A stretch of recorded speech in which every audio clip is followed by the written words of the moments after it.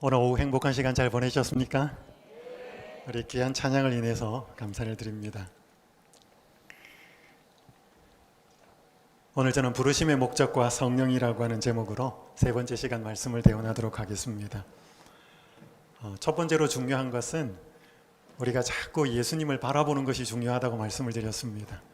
그렇게 자꾸 바라보면 우리의 마음속에서 뭔가 새로운 것이 생겨난다고 말씀을 드렸습니다. 그것이 새 마음 거듭남이고요. 이 예수님을 자꾸 쳐다보면서 예수님이 이루신 것이 어떤 큰 구원인지를 확인하고 오늘 우리 사람과의 관계를 회복하는 일이 있어야 합니다. 그래야 우리가 성령을 받을 수 있게 됩니다. 오늘 저는 부르심에 대해서 좀 살펴보도록 하겠습니다. 저는 대학 입학 학력고사를 시험을 치고 성경 공부를 하게 되었습니다. 그리고 대학교 1학년 입학하기 전에 침례를 받았습니다. 장로교인 어머니가 신앙을 알려주셨습니다. 장로교회를 다닌 기억도 있는데 그것보다 어느 순간부터 더 열심히 다닌 것은 전도관이라고 하는 곳이었습니다. 지금 흔히 천부교라고 알려져 있습니다. 박태선, 저희 어머니가 거기도 좀 계셨습니다.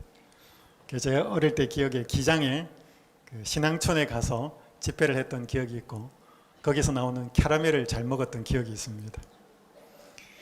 그러다가 이제 제가 침례를 받고 대학생 시절에 교회를 출석을 하게 되었습니다. 저는 부산 단감교회에서 침례를 받았습니다. 그 대학생 시절에 교회를 출석하는 것이 정말 행복하고 재미있었습니다. 그래서 어린이 교사도 하고 학생반 교사도 하고 여러 가지 직분들, 조그만 교회였으니까요. 그렇게 4년 동안 열심히 신앙생활을 했습니다. 제 기억으로는 대학교 4학년 동안 화요일, 금요일, 안식일 예배를 빠져본 적은 없었던 것 같아요. 그냥 교회 가는 것이 재밌었습니다. 교회 형님들, 교회 누나들, 장로님, 집사님들이 참 좋았습니다. 대학교 4학년 여름방학 때 인생을 어떻게 살아야 될까 깊이 좀 고민을 하게 되었습니다.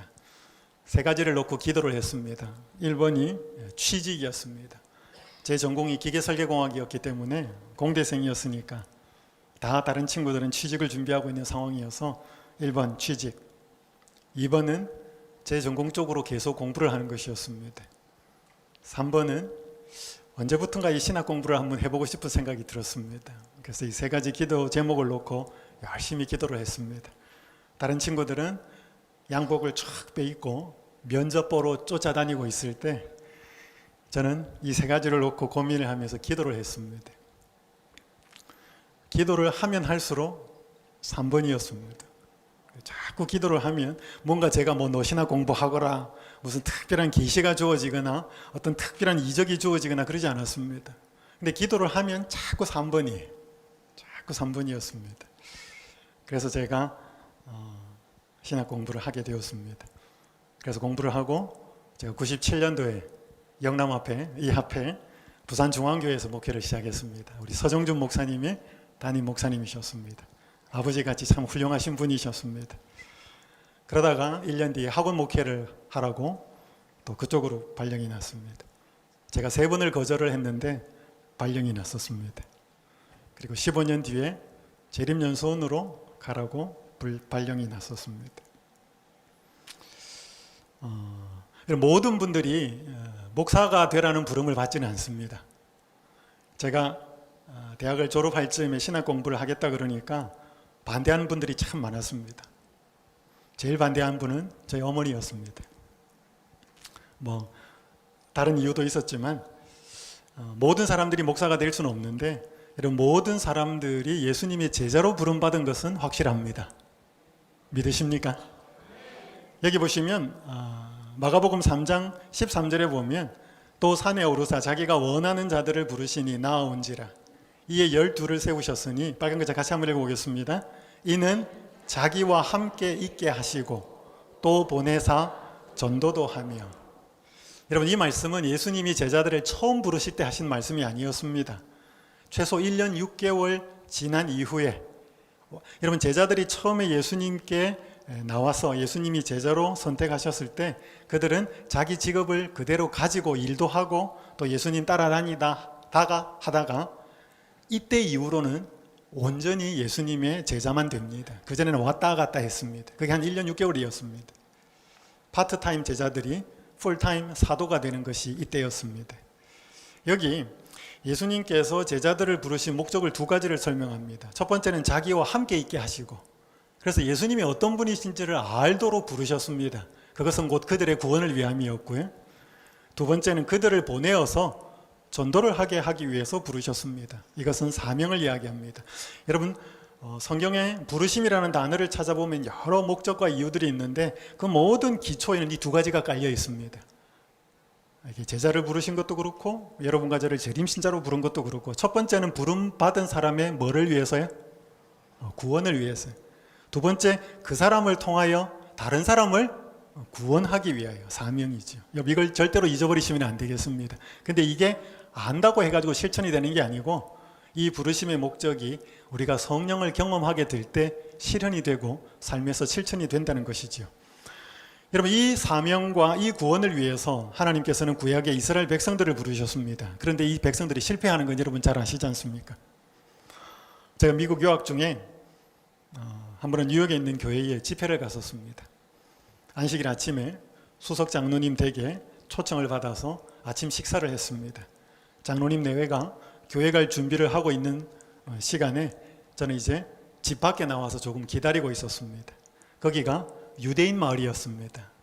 많은 유대인들이 복장을 하고 회당으로 걸어가고 있는 모습이 보였습니다. 안식일이었기 때문에.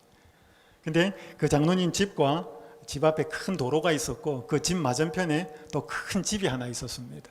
그래서 제가 거기서 잠깐 기다리고 있는데 집 앞에서 그 길 건너편에 있는 큰 집에서 한 젊은이가 나왔습니다. 나와서 저쪽으로 걸어왔습니다. 이 친구가 나한테 볼 일이 있는가 보다 생각이 되었습니다. 아니나 다를까 제 앞까지 왔어요. 와서 자기 집에 가서 뭘 좀 도와줄 수 있겠냐는 것입니다. 제가 머릿속으로 예상을 했습니다. 얘들이 안식일이니까 뭔가 또 부탁을 하겠구나. 제가 그 집으로 따라 들어갔습니다. 한 20대 젊은이였습니다.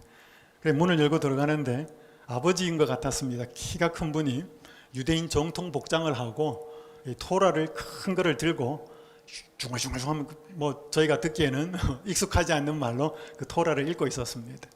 그리고 저를 부엌으로 데리고 갔습니다. 어머니가 앞치마를 메고 음식을 만들고 있는 것 같았는데 저보고 여기 가스 오븐 렌지에 전원을 꺼달라는 것이었습니다. 그 사람들은 안식일에 그거 끄지 않거든요. 평소에는 어떻게 하는지 모르겠어요. 그래서 제가 그 힘든 걸 꺼줬습니다. 이렇게 탁 끄고. 그랬더니 자기 방에도 좀 가재요. 자기 방에 따라갔습니다. 그때가 여름이었는데 스탠드로 된 에어컨이 이렇게 돌아가고 있었습니다. 이 전원도 꺼달라는 것이었습니다. 그래서 제가 그것도 그 어려운 걸 꺼줬습니다. 이렇게 끄고. 그러면서 이제 집을 나오면서 그냥 가기가 좀 그래서 그 젊은 친구한테 제가 이렇게 살짝 이야기했습니다. 나는 제7일 안식일 예수재림교회에 안식일을 지키는 목사입니다. 제가 그렇게 말을 했어요. 왜냐하면 그때 제가 양복을 입고 있었고 그렇게 이야기했더니 여러분 제가 그 집에 가서 자기들이 못하는 그 힘든 그 버튼을 2개나 꺼줬는데 제가 제7일 안식일 예수재림교인이라 목사라고 소개를 했는데 그러면 반응이라도 있어야 되잖아요. 아 당신이 목사냐고 또 제7일 안식일 예수재림교회 목사냐고 뭔가 반응이 나와야 되는데 아무 말이 없어요. 제가 했는데 들었는지도 모르게 말이 없어요. 굉장히 기분이 이상했습니다. 야, 이 친구들 봐라. 이렇게. 뭐 그리고 그냥 나왔습니다. 거기 뭐라 할 수는 없고. 제가 그날 아침에 유대인들이 지금 이렇게 안식일을 지키고 있구나. 여러분 제가 대학원 시절에 그 성경의 땅 이스라엘을 여행할 때 저희 차에서 안내를 해주었던 분이 그 개신교회 집사님이셨는데 히브리 대학에서 박사과정을 공부하는 분이었어요. 자기가 유대인 마을에 살았는데 안식일 아침이 되거나 뭐 그렇게 되면 종종 자기 집에 유대인이 와서 자기 애들을 데리고 가가지고 집에 뭐 불을 꺼달라는지 불을 켜달라는지 그렇게 했다는 것이었습니다. 그래서 제가 그걸 말로 들었고 또 책에서 읽었고, 왜냐하면 그들이 안식일에 뭐 하지 않는 조항들이 많지 않습니까? 그걸 들었는데 그날은 제가 이제 알고 있던 바를 실제로 경험을 한 것입니다. 이 사람들이 안식일을 이렇게 지키고 있구나. 그리고 나도 안식일을 지킨다고 말했는데 당신들은 안식일을 지키든지 말든지 그 사람들 눈에는 저는 이방인이거든요. 그러니까 당신들이 안식일 지키든지 안 지키든지 별로 중요하지 않다는 것입니다. 그 친구들한테는. 여러분 그게 유대인들이에요. 여러분, 지금 모습이 예수님 당시의 모습과 똑같습니다. 그들이 자신들의 구원을 위하여 또 자신들을 통하여 사람들을 구원하기 위해서 부름받은 그들이 그렇게 살았다는 것이죠. 여러분, 그랬기 때문에 12제자가 부름을 받은 것입니다. 왜? 유대인들이 그 역할을 못했기 때문에. 만약에 유대인들이 그 역할을 잘했더라면 12제자는 부름받을 필요가 없었을 것입니다. 또 교회가 이제 그렇게 시작된 교회가 또 타락하지요. 여러분, 여기 베드로전서 2장 9절에 보면 똑같은 목적이 나와 있습니다. 우리를 부르신 목적, 초기 교회이기도 하고 지금까지 적용되는 말씀인데, 그의 기이한 덕에 기이한 빛에 들어가게 하신 이 아름다운 덕을 선포하게 하려 하심이라. 여기 기이하다는 말은 영어로는 wonderful이라고 되어 있습니다. 아주 아름답고 놀랍고, 어떤 성경에 보면 marvelous라고 아주 경이로운 그런 빛에 들어가게 하고, 첫 번째는 이 예수님의 기이한 빛에 들어가게 하시려는 것이 첫 번째는 구원입니다. 예수님이 우리를 부르신 이유는 첫 번째는 구원이에요. 우리가 그 구원을 경험하라는 것이죠. 두 번째는 그렇게 우리를 구원의 아름다운 빛 속으로 들어가게 하신 그 아름다운 덕을 자랑하고 선포하고 선언하라는 것입니다. 여러분, 왜 예수님이 이거 1번만 하면 되지 이 부담스럽게 2번을 하라 그래요? 이 첫 번째 내용은 예수님의 기이한 빛에 들어가게 하신 걸 다른 말로 하면 내 구원을 위해서 부르셨습니다. 예수님의 아름다운 덕을 선포하라고 부르신 것은 남의 구원을 위해서 부르셨다는 것입니다. 여러분, 절대로 잊지 마셔요. 이 예수님을 믿는 데 있어서 제일 중요한 건 이 두 가지입니다. 뭐라고요? 이 두 가지. 뭐하고 뭐라고요? 나의 구원하고 누구 구원하고? 남의 구원하고. 근데 유대인들은 어디에만 관심을 가졌어요? 내 구원. 여러분, 내 구원에만 관심을 가지면 구원을 안 잃어버릴 것 같죠? 여러분, 내 구원에만 관심만 가지고 남의 구원에 관심을 안 가지면 내 구원도 잃어버릴 가능성이 있습니다. 여러분, 그게 유대인이에요. 남의 구원에 관심을 가질 때 내 구원도 잃어버리지 않아요. 여러분, 공부 잘하는 학생은요, 남한테 설명을 잘해줘요. 여러분, 제 둘째가 컴퓨터에 관련된 공부를 하고 있는데, 이 아이는 초등학교 때부터 삼육학교를 다녔습니다. 한 번도 삼육학교를 다니지 않은 적은 대학교 외에는 없어요. 대학교를 갔는데 개강을 하고 학교 가보니까 교수님이 이렇게 저렇게 수업을 들어오는데 두 과목이 안식일날 시험에 있는 것이 시험을 보겠다고 이제 발표를 한 겁니다. 그러니까 애가 걱정이 된 거예요. 한 번도 자발적으로 안식일에 교회를 가거나 하도록 반대를 맞아본 경험은 없는 아이예요. 처음으로 그런 경험을 한 겁니다. 아빠, 어떻게 하면 되지? 뭐 어떻게 하기는 교수님 찾아가서 너의 신앙을 이야기해야지. 아빠, 나 뭐라고 이야기해야 돼? 그걸 왜 나한테 물어? 제가 답을 안 해줬습니다. 그리고 몇 가지 책을 소개해주고 사이트를 알려줬습니다. 그러면서 제가 이렇게 말했습니다. 너가 왜 다른 친구들은 안식일에 놀러도 가고 시험도 치는데 너는 그렇게 놀러도 가지도 않고 시험도 치지 않고 교회에 오고 예배드리고 하나님을 만나는데 너가 시간을 쓰는지 너가 스스로 너한테 답을 해봐. 너한테 답을 못하면 남한테도 못해. 여러분, 안식일이든 어떤 성경의 교리든 진리든 여러분이 확실히 알려면 확실히 알고 싶습니까? 알고 싶죠, 그죠? 성경의 중요한 진리, 교리들을. 근데 혼자 공부해가는 잘 몰라요. 남한테 한번 알려줘 봐요. 여러분, 그러면 내가 자세히 아는지 제대로 아는지 모르는지 알아요. 그래서 여러분, 공부를 잘하는 학생은요, 혹시 여기 젊은 우리 부모님들 계시면 학생들 공부를 잘 시키고 싶으시면 공부해라고 닥달을 하지 마시고 시험 기간에 너 공부한 거 엄마 아빠한테 한번 설명해 봐. 그리고 잘 들어주셔요. 그리고 엄마가 조금 지혜가 있거나 재치가 있으면 아이들 공부를 먼저 보고 난 다음에 질문도 가끔씩 한번 해보셔요. 그래서 아이가 나한테 완벽하게 설명하도록 만들어주면 아이들은 공부 굉장히 잘합니다. 그래서 여러분, 최고로 어떤 사실이나 진리를 잘 아는 최고의 방법은 내가 설명하는 것입니다. 여러분, 그래서 남의 구원을 위해서 내가 애를 쓰고 그 사람들을 돕기 위해서 애쓸 때 우리가 최고로 진리 가운데 살게 돼요. 여러분, 이게 하나님 방법이에요. 그래서 하나님은 내 구원과 남의 구원을 동시에 우리에게 주시기 위해서 우리를 살리는 방법이 이 방법인 것입니다. 제가 시간 되는 대로 두 가지를 좀 살펴보도록 하겠습니다. 자, 첫 번째 목적이 뭐라고요? 예수님과 함께 있게 하시려고. 그래서 여러분, 재림신자로 부름받으셨기 때문에 개인이 영성 생활을 하시든 교회를 출석하시든 유튜브 방송을 들으시든 무슨 경험을 해야 되는가 하면 예수님하고 나하고 함께 살아가는 경험을 하셔야 돼. 여러분, 그러지 않으면 신앙이 굉장히 피상적이에요. 여러분, 사마리아 여인 예수님이 정오에 부지런히 가셔서 만난 스토리를 알고 있습니다. 여기 요한복음 4장 3절과 6절에 우리 내용을 재림교회 성경 주석에서는 이렇게 말합니다. 이때는 AD 28년 12월이나 AD 29년 1월경이었다. 28년, 29년인 건 모르셔도 됩니다.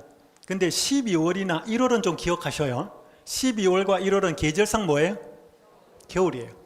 예수와 제자들은 새벽부터 길을 걸어왔을 것이며 24에서 32km 정도 여행했을 것이다. 예수는 자기의 개인적인 피로를 채우거나 갈증이나 배고픔과 같은 신체적인 고통을 완화시키기 위하여 결코 이적을 행하지 않았대요. 여러분, 예수님이 사마리아 여인이 우물가에 물 들어온다는 것을 알고 정오에 오는 것을 알고 그때 만나러 가기 위해서 유대 땅에서 출발합니다. 사마리아 땅이거든요. 그러니까 거리는 24에서 32km. 이 남자분들 군대 갔다 오신 분들은 군장 메고 행군할 때 보통 4km를 1시간에 걷습니다. 그러니까 24에서 32km면 몇 시간에서 몇 시간 사이에요? 너무 어렵게 생각하시네요. 6시간에서 8시간이에요. 자, 그러면 12시 정오에 도착해야 돼요. 몇 시에 출발했었어야 돼요? 6시간이면 오전 6시. 8시간 걸렸으면 새벽 4시. 자, 봄, 여름, 가을, 겨울 어디라고 해요? 겨울. 그럼 팔레스타인의 겨울은 우리나라 겨울만큼 춥지는 않습니다. 근데 그래도 겨울은 추워요. 자, 추운 겨울 새벽 시간 예수님이 어딜 가재요. 제자들은 분명히 고나게 자고 있을 시간이에요. 근데 예수님이 부지런히 가는 것을 보았습니다. 도대체 이 예수님이 이 새벽에 어디를 이렇게 가시나? 그렇게 하고 나서 정오에 가본 곳이 어디예요? 사마리아 여인, 그 한 여인을 만나기 위해서 예수님은 그렇게 오셨다는 것입니다. 자, 여러분, 이 주석의 뒷부분에 뭐라고 나와 있는가 하면, 여러분, 예수님은 신성을 쓸 수가 있었죠. 축지법 이런 거 들어보셨죠? 이거 짜자작 짜나면 저쪽에 탁 나타나는 거. 이때 예수님 그거 하실 수 있었죠? 왜 안 했을까요? 그렇지 않았다는 거죠. 그러니까 예수님은 새벽 6시 혹은 새벽 4시에 부지런히 올라가서 그 정오에 물들어 나오는 다른 사람들과 상종하기 싫어하는 그 여인의 공허한 마음, 그 여인을 만나기 위해서 그 새벽 시간에 추운 겨울에 제자들 깨워가지고 데리고 갔다 이 말입니다. 자, 여러분, 제자들이 이 예수님과 함께 있으면서 뭘 보았을까요? 야, 그 여자 만나는 게 그렇게 중요해? 딴 시간에 가면 안 돼? 이런 거예요. 여러분, 예수님의 제자들이 예수님과 함께 있으면서 그들은 세상에서 배울 수 없고 볼 수 없는 경험을 하게 된 것이죠. 아, 한 영혼의 가치, 우리가 개처럼 취급하는, 혹은 우리가 상종하지 않는 저 사마리아 사람, 저 한 여자를 만나기 위해서 이 추운 새벽에 이런 시간에 올라간다고, 그것도 신성도 쓰지 않고 부지런히 걸어가지고. 여러분, 예수님의 제자들이 이 예수님과 함께 있으면서 뭘 배웠을까요 말이죠? 뭘 느꼈을까요? 누가복음 11장 1절에 보면 예수님이 제자들이 예수님에게 기도를 가르쳐 달라고 그럽니다. 자, 여기 이런 말씀이 있습니다. 그 이유가 나옵니다. 그분이 고된 하루를 마감하는 기도의 시간에서 돌아오실 때 그들은 그분의 얼굴에서 평화의 모습, 곧 전신을 휩싸고 있는 듯한 상쾌함을 보았대. 누가 이런 말 하는 것을 제가 들은 적이 있습니다. 예수님이 공생의 3년 반의 끝에 십자가에 달려 돌아가시지 않으셨으면 과로사 하셨을 것이다. 상당히 설득력이 있어요. 여러분, 예수님 제대로 드셨어요? 못 먹었습니다. 제대로 잠 주무셨어요? 못 잤습니다. 제대로 못 먹고 못 자고 3년 반이었지만 극도의 긴장 상태에서 사람들과 논쟁하고 그런 상태에서 보냅니다. 보통 사람이라면 벌써 탈진했을 것입니다. 그래서 예수님이 3년 반 동안 그 공생의 끝에 십자가에 안 달려 돌아가셨으면 과로사 하셨을 것이다. 충분히 설득력 있는 표현이에요. 여러분, 그렇게 제자들이 보기에 예수님 피곤해 보이는데 조용히 혼자 기도를 하고 돌아오면 예수님 달라 보이는 거죠. 활기가 넘치고 에너지가 넘치고. 그래서 제자들은 무슨 결론에 도달하게 되었는가 하면 기도를 하고 오면 이런 일이 일어나나 보다. 여러분, 그래서 예수님께 나와서 기도를 좀 가르쳐 주십시오 그런 거예요. 기도에 뭘 보았기 때문에, 기도가 실질적으로 예수님에게 어떤 능력과 힘을 베푸는지를 보았기 때문에. 이론이 아니지요. 기도는 이런 건가 보다. 그분은 아침마다 하나님과 더불어 시간을 보낸 후에야 사람들에게 하늘의 빛을 전하기 위해 나가셨다.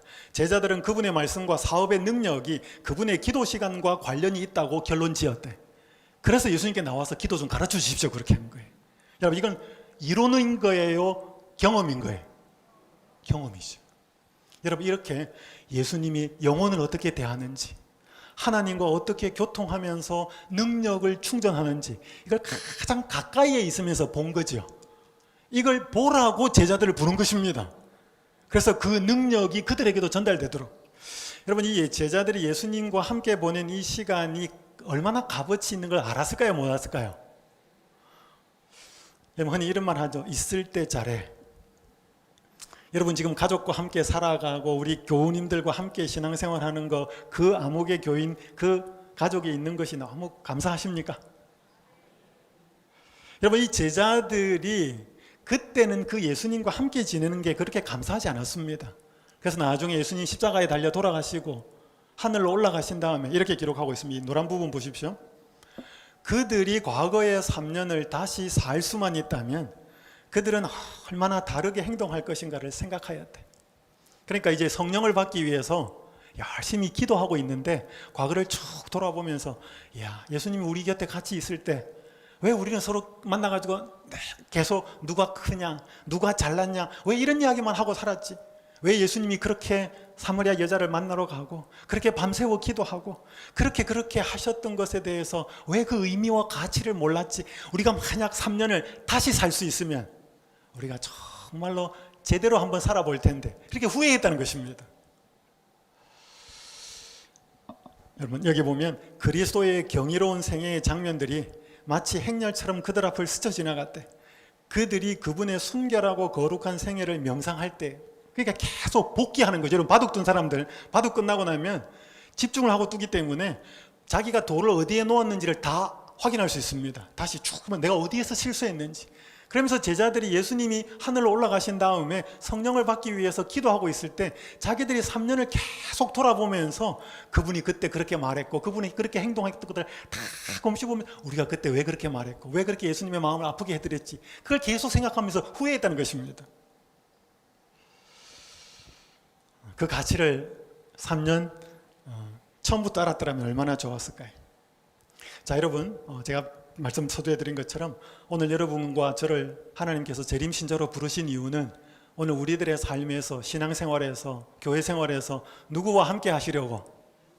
예수님과. 저는 연수원에 있으면서 연수원에서 가장 은혜로운 시간은 안식일 날 연수생들이 간증하는 시간이에요. 제가 시간이 많지 않아서 많이 말씀을 못 드리는데, 하나님 만난 이야기, 예수님 만난 이야기를 들으면 정말 감동이 있어요.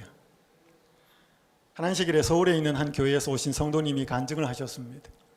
그 교회가 힘을 모아서 교회를 건축하는데 그 교회 바로 옆에 가까운 곳에 사는 한 이웃 남자가 그 교회가 건축되는 것을 계속 방해하는 것입니다. 이분은 기저귀와 물티슈를 만드는 회사를 운영하는데 자산이 한 100억 정도가 된다고 자기 입으로 막 와서 떠들고 그랬대요. 그러면서 내 재산 이걸 다 손해를 보더라도 당신들이 교회 이곳에 짓는 걸 막겠다는 것이었습니다. 그래서 교회가 너무 스트레스를 받아가지고, 교회 건축도 스트레스인데 그 사람이 방해를 하니까 늘 모여가지고 하나님 도와주십시오 기도를 했다는 거예요. 그렇게 며칠 한동안 기도를 드리는데 어느부터 이 사람이 그 교회 건축하는 데 와서 방해를 하고 시비를 하지 않더라는 것입니다. 이유가 뭔가 자세히 살펴보니까 이 사람이 운영하는 회사에, 그리고 그 회사에서, 정부에서 물티슈하고 기저귀하고 뭔가 이렇게 어떤 그 세니타이저 뭐라 그럽니까? 약간 이렇게 위생 관련된 제품들을 하는 모든 회사들에서 일괄적으로 감사가 들어간 거예요. 왜 감사가 들어갔는가 하면 그때 한동안 한국에서 시끄러웠던 가습기 살균제, 그 가습기 안에 뭘 넣어가지고 그것 때문에 막 많은 사람이 죽었잖아요. 지금도 아직 소송 중에 있는 그 사건이 국가 전체로 문제가 생기면서 이 관련된 사업을 하는 모든 회사들을 감사를 들어간 거예요. 근데 이 사람이 정직하게 회사를 운영하지 않았어요. 그래서 회사가 굉장히 어려워진 거예요. 그러니까 자기 눈에, 자기 코에 이 지금 발등에 불 떨어진 상황이니까 교회 방해하러 못 온 거예요. 그러면서 그 교회가 건축이 잘 되었다라고 그분이 간증을 했어요. 여러분, 하나님과 하나님의 교회를 방해하면서 잘 되는 사람은 없어요. 하나님이 친히 자기의 몸된 교회를 돌보고 계시기 때문에. 여러분, 우리가 살면서 자꾸 하나님의 몸된 교회를 돌보시는, 내 인생을 붙드시는 하나님을 만나고 경험할 필요가 있다는 것이죠. 이게 우리가 부름받은 첫 번째 이유예요. 제가 미국에 유학 중에 출석했던 교회에 한 여집사님이 계셨습니다. 그분 신앙이 참 좋으셨는데 그분이 여자분인데 장로가 되셨어요. 이분이 한국에서 미국에 시집을 갔습니다. 그때는 신자가 아니었어요. 그래서 미국에 아주 능력 있는 남편을 만나서 결혼을 했는데 이분의 계획은 아들이 둘이었는데 아들 둘을 하버드 대학에 보내는 것이 이분의 꿈이었습니다. 그런 분이었어요. 근데 이분이 암에 걸려요. 그러다가 이제 미국에서 이상구 박사를 통해서 우리 재림 신자가 된 거예요. 근데 그냥 뜨뜻미지근한 신앙을 한 게 아니고 제대로 신앙을 한 겁니다. 왜냐하면 제대로 하나님을 만났기 때문에. 어느 날 중학생 아들, 집이 굉장히 잘 살았어요. 그래서 그 백인들이 사는 그런 곳이었는데 중학생 아들이 학교에서 계속 왕따를 당한다는 것을 알게 되었습니다.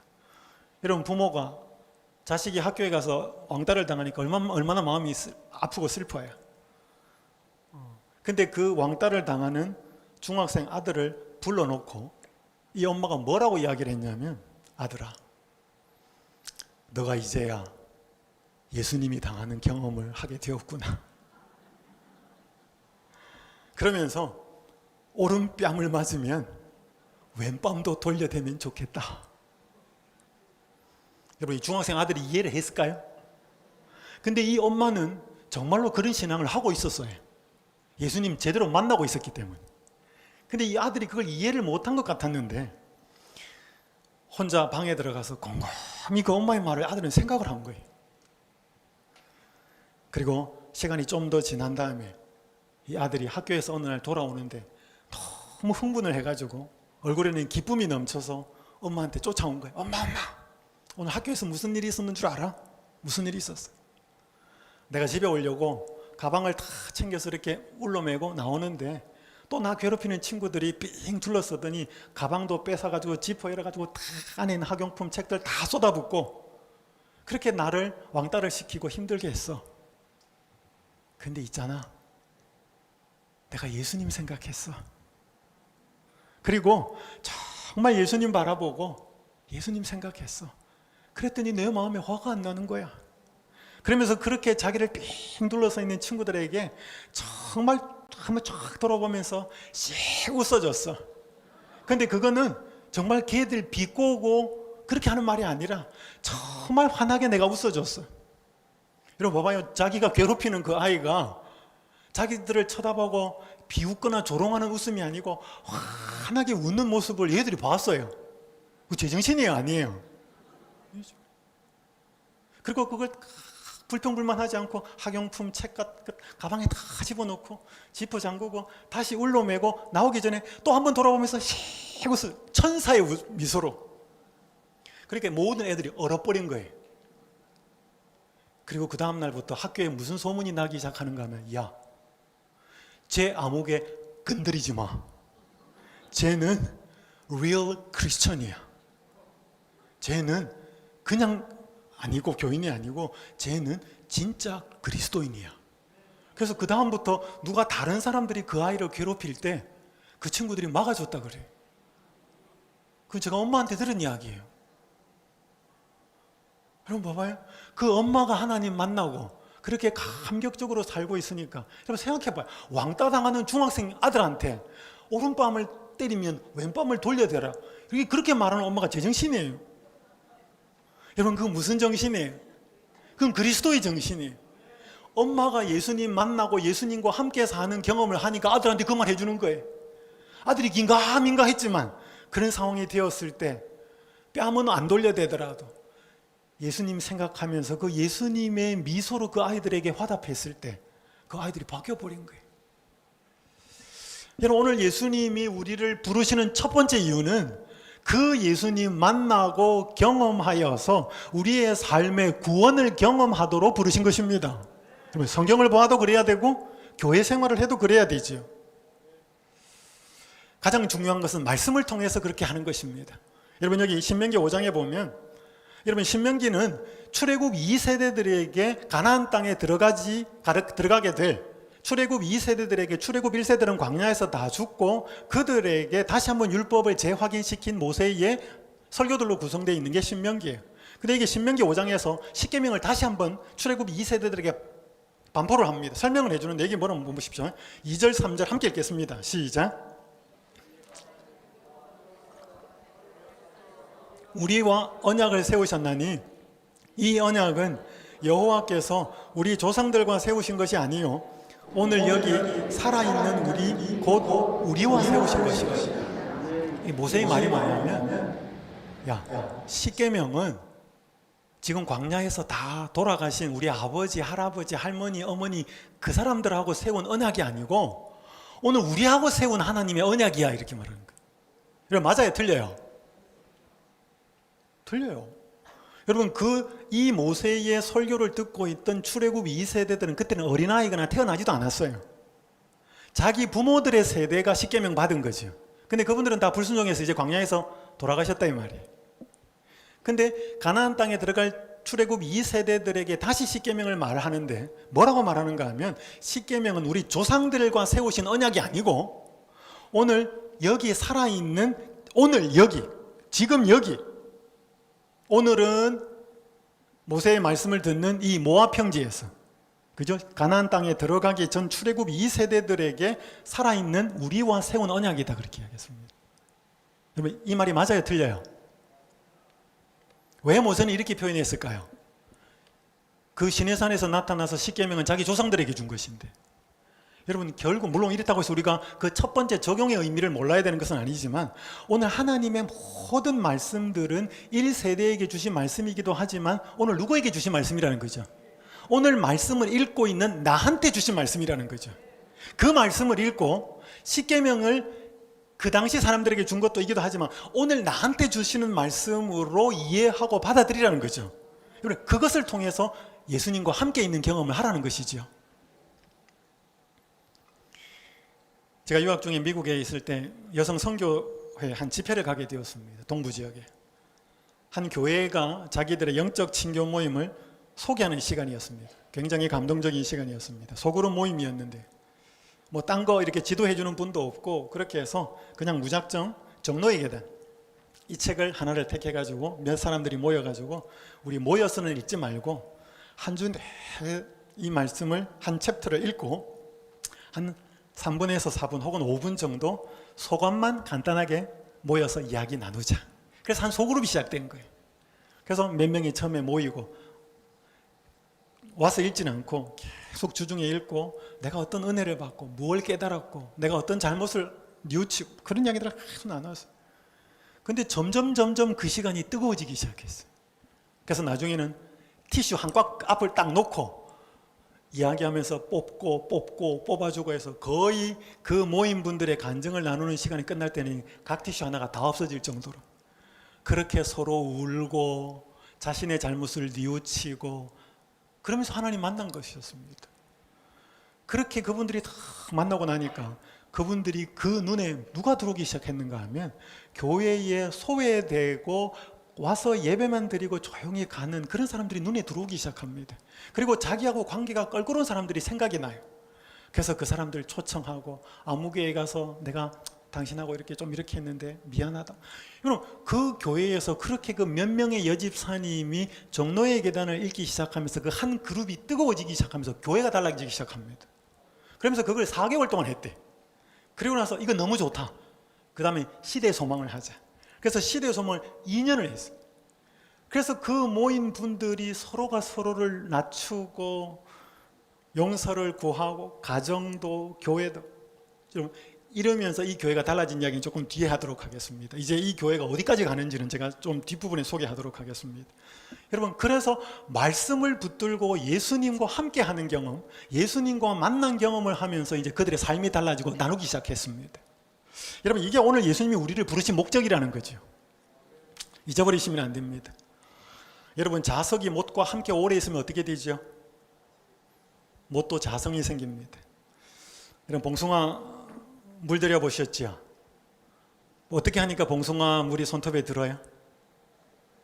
찧어가지고 백반이라 그럽니까? 감아놓고 하루 이틀 지나잖아요. 여기 나영자라고 하는 시인이 염색이라고 하는 시를 썼습니다.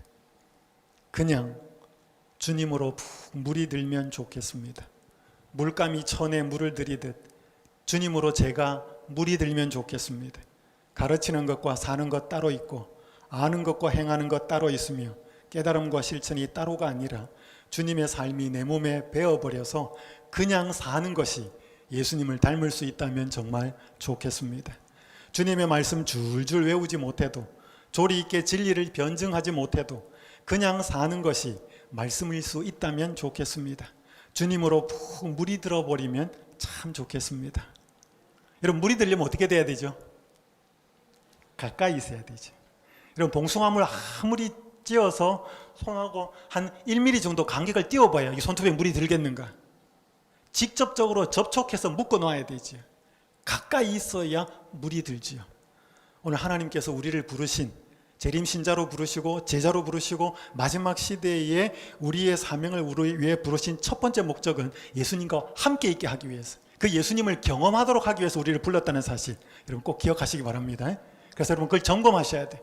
내가 교회 생활하면서 예수님 만나고 있는지, 예수님과 함께 하고 있는 경험을 하고 있는지를 점검하셔야 돼.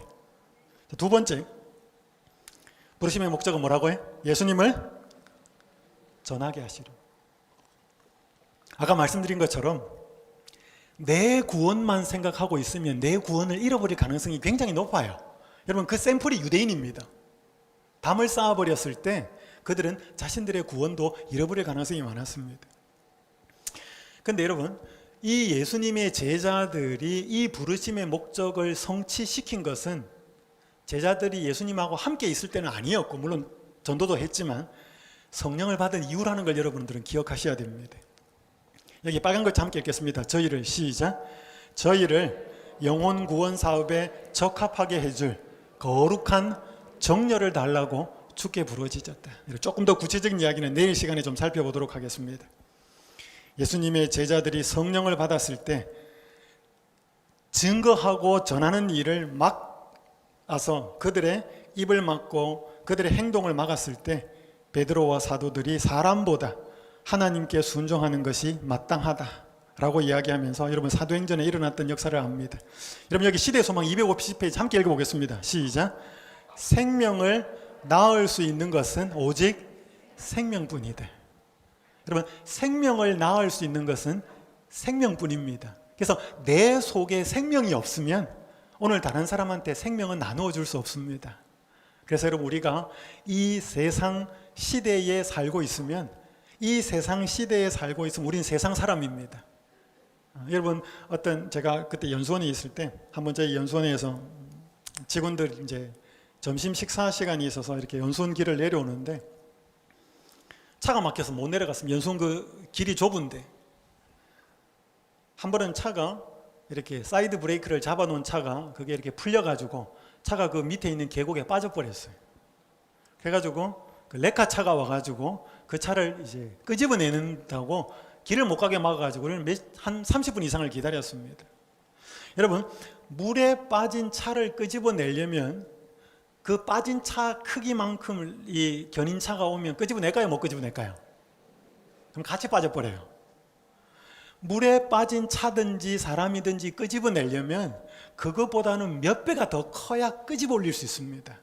그러니까 똑같은 세상 사람들의 사고방식과, 그러니까 똑같이 휴대폰에 관심이 있고 똑같이 먹고 사는 것에 관심이 있고 똑같이 세상에서 잘 먹고 잘 사는 데 관심이 있다면 그런 생각을 하고 있는 사람들을 예수님께로 인도할 수가 없는 것이지요.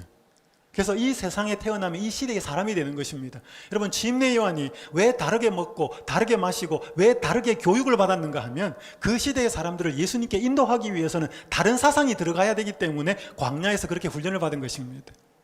마찬가지인 것처럼 오늘 우리가 생명이 마음속에 들어가 있지 않으면 우리는 다른 사람에게 생명을 전해줄 수가 없다는 것이지요. 제가 여성 한 분을 만나게 되었습니다.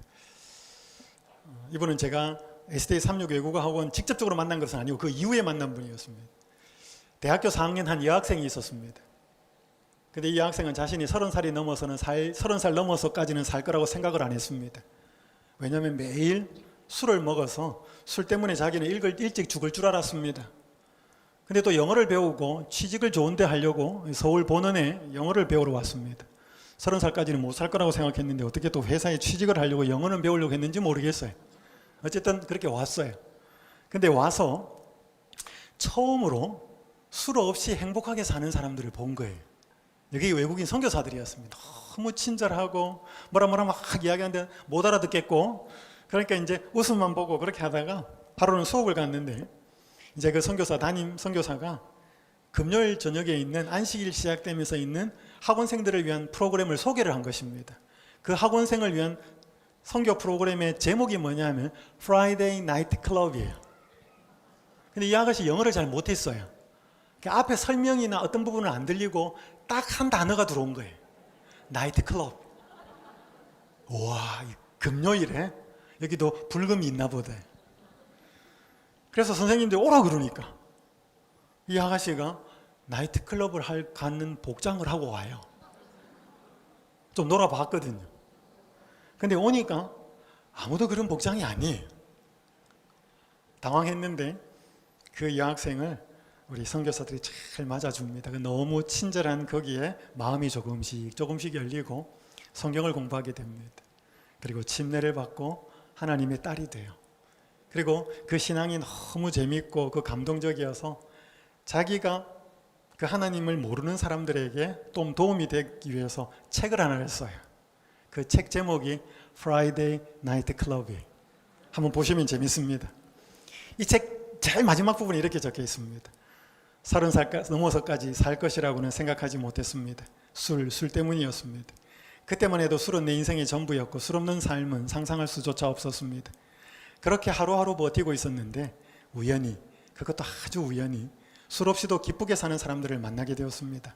사는 게 지옥이 아니라 사는 게 하루하루가 기쁨이 될 수 있다는 것을 삶에서 보여준 사람들이었습니다. 그런 사람들을 만난 건 내 생에 처음 있는 일이었습니다.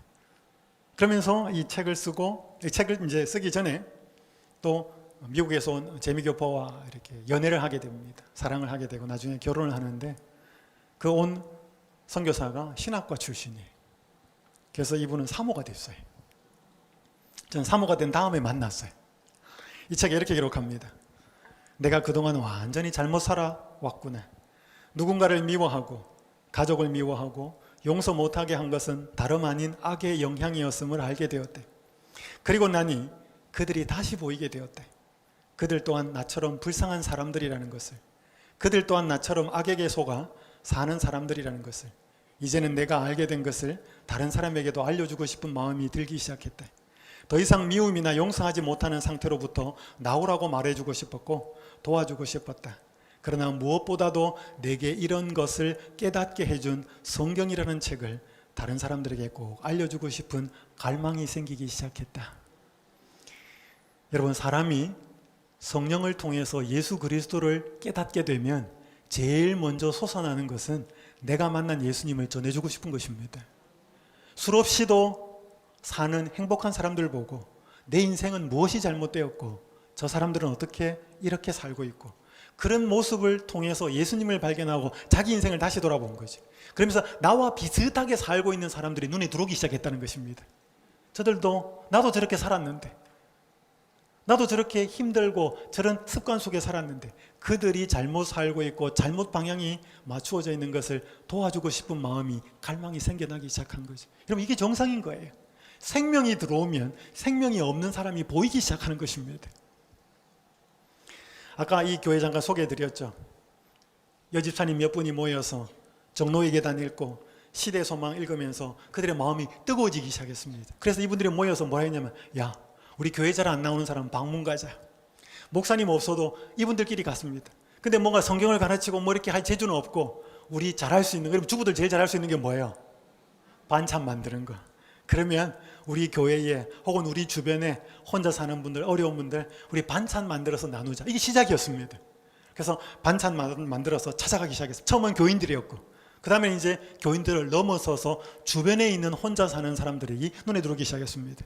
그러면서 목사님이 방문 가자 그래서 가는 게 아니고, 자기들이 교회에 안 나오는 사람, 필요한 사람들을 조직해가지고 그냥 가는 게 아니고요. 또 남집사님들 이렇게 또 섭외해가지고, 기타 잘 치는 분이 있으면 기타 치는 분 섭외해가지고 가가지고 그냥 방문만 하고 오는 게 아니라, 아프고 이런 분들이 있으면 음악회도 해주고, 이분들이 그거 다 자발적으로 한 거예요.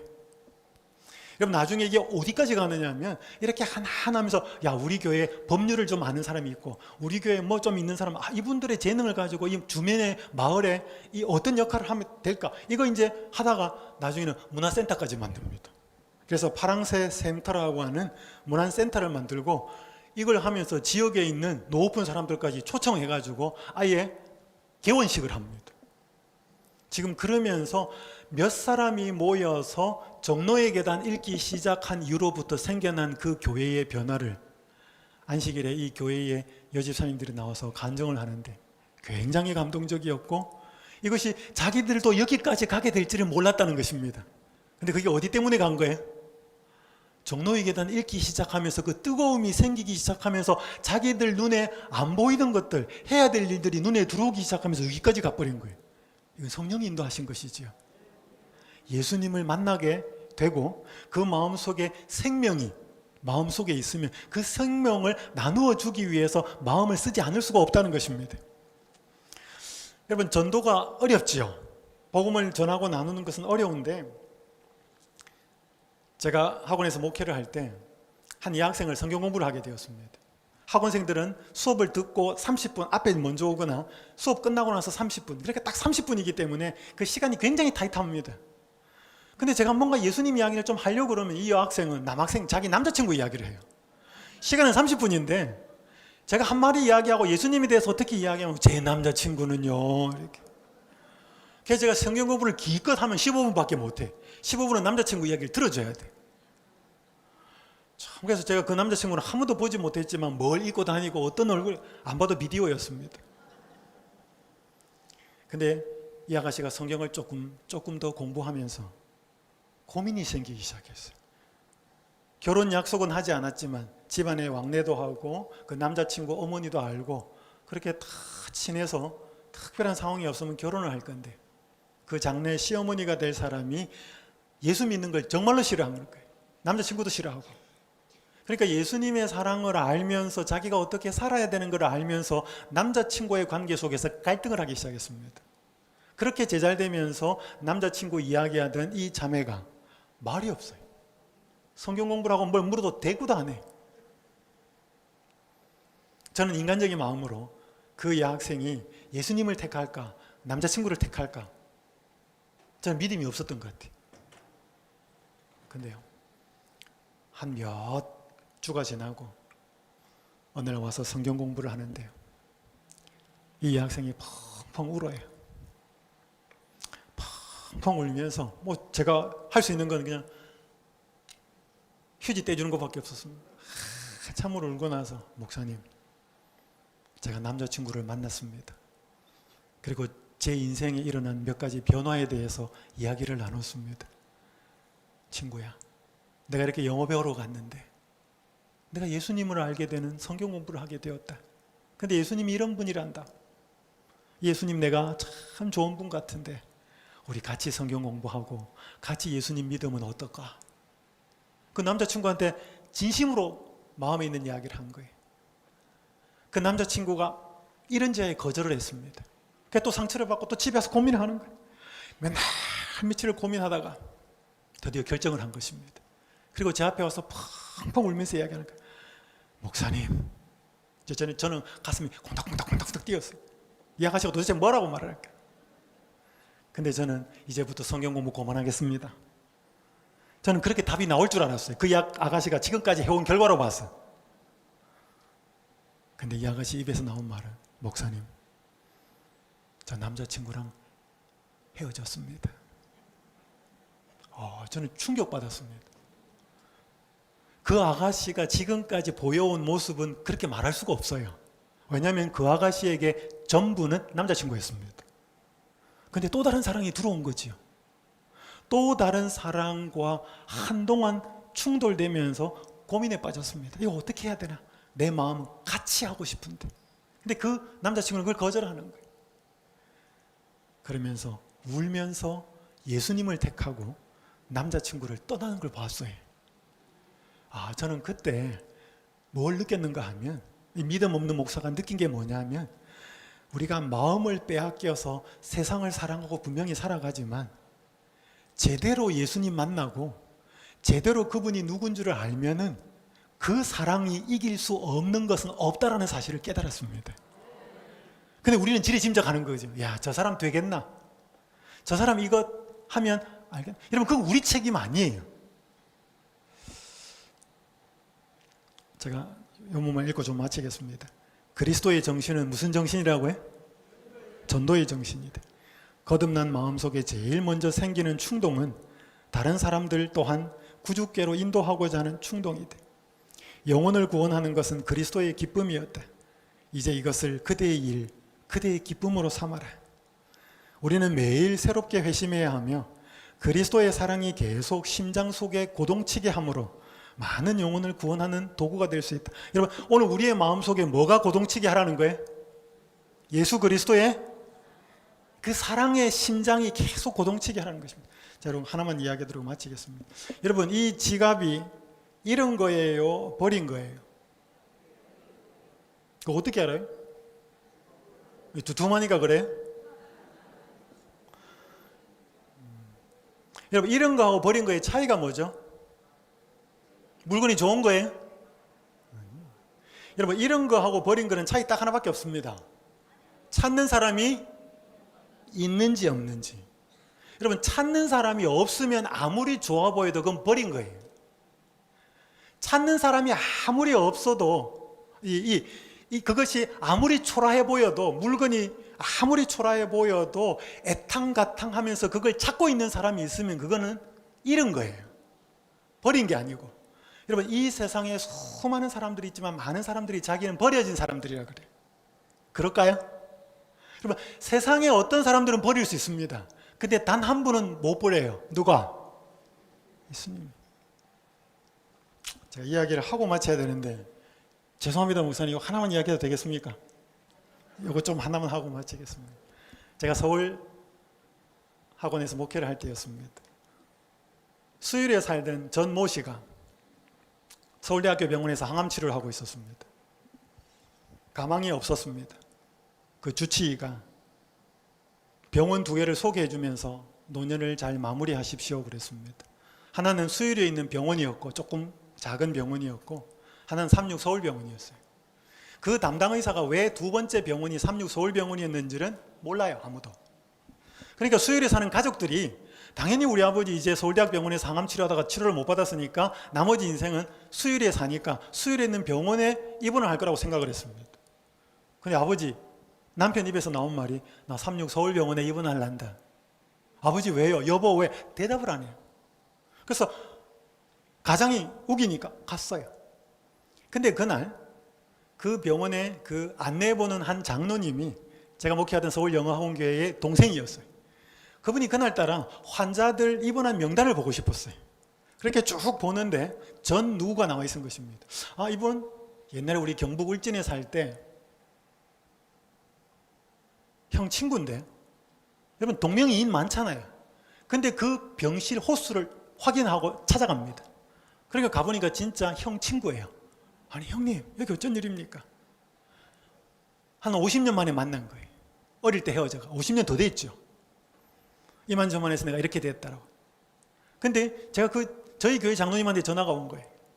그 장로님이 그날 새벽에 맹장이 터져가지고 그 병원에 입원한 거예요. 그래서 거기서 병원에서 만났어요. 이 병원에 입원하신 분은 경북 울진에서 어릴 때 유년반을 다녔어요. 성경학교도 하고 그 아이들도 가르치고 가서, 근데 침례는 못 받고 집이 너무 가난해서 전체가 이사를 가는 바람에 이 친구 둘이가 헤어진 거예요. 그 한 분은 서울영화원교회 장로님이신 거예요. 이 친구 소식을 알기 위해서 막 찾아도 그때는 휴대폰이나 뭐 있는 시절이 아니니까 그렇게 늘 생각만 하고 살았는데 어느 날 동생한테 연락이 온 거예요. 형님, 그 아무개 형 여기 입원해 있습니다. 자기도 입원해 있었으니까 만난 거죠. 그 장로님이 그렇게 물었습니다. 친구야, 나 너 정말 찾고 싶었대. 너 어떻게 여기 와 있느냐, 이 모습으로. 여러분, 이 전 그 모씨가 그 어릴 때 그렇게 떠나서 방황하고 결혼하고 그렇게 살다가 병을 얻어가지고 돌아갈 쯤 되었는데 이제는 더 이상 서울대학병원에서 치료가 안 된다는 걸 들었는데 그 담당 주치의 의사 입에서 병원 2개를 추천하는데 하나는 수율에 있는 병원이고 하나는 삼육서울병원인 거예요. 왜 그 담당 의사가 삼육서울병원을 추천하는지 자기도 몰랐다는 거예요. 그때 삼육서울병원이라는 말을 탁 듣자 뭐가 생각나는 거예요? 아, 내가 어릴 때 경북 울진에서 그렇게 안식일날 교회에 가서 성경학교도 참석하고 아이들도 그렇게 지도하고 했던 그때가 있었는데 그 생각이 난 거예요. 그러면서 이분은 가족들한테 말을 하지 않고 나 죽어도 삼육서울병원에 가서 죽겠다 이렇게 하고 간 거예요. 여러분, 그때 그 친구 동생인 장로님이 왜 그날따라 병원에 입원한 명단을 보고 싶었으며 똑같은 이름이 형 친구라도 동명이 뭐 확인하면 끝인데 왜 그 병실에 찾아갔고 왜 자기 친형은 그 맹장 터져갖고 또 그날 그 병원에서 만났고, 여러분 이 세 개가 연거푸 일어났다 이 말이죠. 이 장로님이 그렇게 친구한테 말했습니다. 친구야, 난 너 정말 보고 싶었지만 이런 모습으로 병원에서 이렇게 만날 줄 몰랐대. 그런데 가만히 섭리를 보다 보니까 하나님이 너를 정말로 붙드시고 너 인생을 지금까지 붙들고 인도해 오신 것 같다. 너를 그냥 떠나보내지 아니하고 하나님 안에 다시 돌아오도록. 왜 그 의사가 그렇게 말했는지 모르겠지만 그 입에서 삼육서울병원이 나와서 너가 여기에 오게 되었고 이렇게 만났다. 너가 치료는 받아서 생명이 회복이 못 될지라도 이 예수님 꼭 다시 받아들이고 잠들면 좋겠다. 여러분, 그래서 그분이 거기서 침례받고 돌아가셨어요. 그리고 그 아내와 그 딸들은 저하고 성경 공부를 해서 제가 침례를 줬어요. 여러분, 여기 이런 말씀이 있습니다. 그리스도께서는 바람과 같이 보이지 않는 힘으로 사람의 마음에 끊임없이 역사하고 계신다. 뭐 하라고요? 돌아오라고요. 돌아오라고요. 성령의 넘쳐. 여러분, 이 마음을 우리가 알 때, 이분의 마음을 깨달을 때 이분과 협력하게 된다는 것이지요. 여러분, 예수님이 우리를 부르신 목적은 2가지입니다. 예수님과 함께 있게 하시려고. 누구 구원을 위해서? 내 구원을 위해서. 보내사 전도도 하며 기이한 빛에 들어가게 하신 이의 아름다운 덕을 선전하게 하시려고. 내 구원이 중요하고 그 사람의 구원도 중요해서 다른 사람의 구원을 위해서 내가 역할을 하도록 하기 위해서 오늘 나를 부르셨다는 것.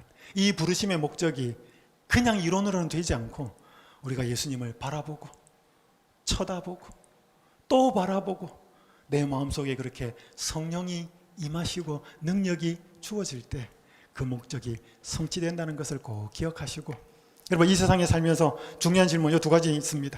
하고 마치겠습니다. 오늘 우리가 살면서 해야 할 중요한 2가지 질문이 있습니다. 함께 읽겠습니다. 첫 번째, 시작. 나의 구원을 위해 무엇을 해야 하나? 첫 번째. 2번째 읽습니다. 시작. 남의 구원을 위해 무엇을 해야 하나? 여러분, 이것보다도 더 중요한 질문은 이 세상에 없습니다. 오늘 내가 내 구원을 위해 뭘 하고 있나? 오늘 내가 다른 사람의 구원을 위해서 뭘 하고 있나? 이걸 계속 생각하고 사는 사람은 그리스도의 마음을 함께 나누어 받은 사람이고 자기 구원은 절대로 잃어버리지 않습니다. 기도하겠습니다. 하늘에 계신 아버지 하나님, 우리가 왜 재림신자로 하나님 앞에 부름받았는지 이유를 알려주셔서 감사합니다. 저희가 왜 이 한적한 곳에 장막회에 와야 했는지를 알려주셔서 감사합니다. 아버지 하나님, 저희가 소그룹을 하든 안식일 학교를 참석하든 예배에 참석하든 모든 시간들을 통하여 예수와 함께 있는 예수님 만나는 경험을 통하여 자신의 구원을 확신할 수 있도록 도와주시옵소서. 그러나 거기에 머무르지 말고 바람과 같이 역사하여서 잃어버린 자를 찾고 계시는 예수님의 마음, 그 심장이 저희의 심장이 되게 하셔서 잃어버린 자를 찾고 있는 그 마음을 저희가 전달받아서 다른 사람의 구원을 위해 저희가 작은 역할이나마 감당할 수 있도록 축복하여 주시옵소서. 예수님의 이름으로 간절히 기도드립니다. 아멘.